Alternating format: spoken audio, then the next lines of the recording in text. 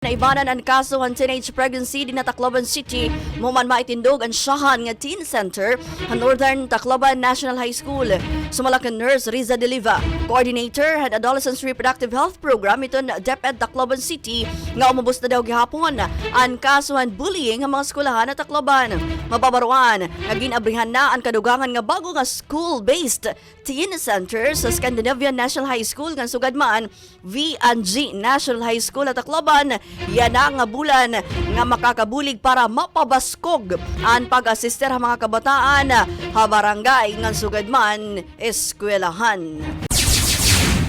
Gindudusuhan DepEd Tacloban kasugbo nga nila mga partner agencies nga makatindog in teen center nga tanan nga mga high schools. Hasyo na dito ang Tacloban, may tungod din ginaghat ang mga school heads nga magalutagahin lugar para teen center hera mga skulahan.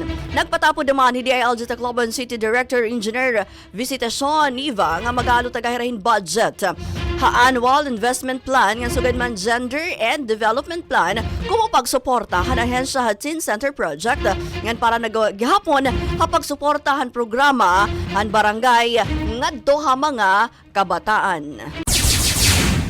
IGINDEDERI na Tacloban City ang pagsurit o pagsunog hin mga basura o mga solid waste nga nakakaepekto hangin nga sugad man panlawas han mga Taclobanon. Labot hini, posible gihapon maging hinungdaan hin sunog o grass fire ang pagsurit hin mga plastics. Mag-aatubang hin pinalidad nga 300 pesos, nga na naman 1,000 pesos o 1 to 15 days nga pagkapreso ang maaktuhan nga mga individual.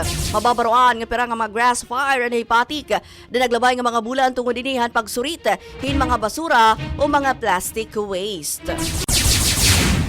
Lumuya ang inflation rate han negative 0.2% didahan Hulyo, di kang iniha 0.7%. Dida naman han Hunyo tungod han pag-ubos sa mga food prices ha Eastern Visayas. Sumalakan Philippine Statistics Authority o kon PSA Eastern Visayas Supervising Statistical Specialist Zonia Salazar. Iniansyahan ka beses daw tikang dida November 2009 or 2019 nga nakapaghipatik iton rehiyon han negative inflation rate. Dako ang naging ambag daw pag-ubos ang regional inflation rate on 0.9% nga annual price drop on food and non-alcoholic beverages. Tika nga zero nga inflation rate didahan Hunyo. Ini ang pinakabubong nga porsyento naglabay nga unom katuig. Ang bahaging ito ay hatid sa inyo na Maxan, Max Healthy, Max Sarap.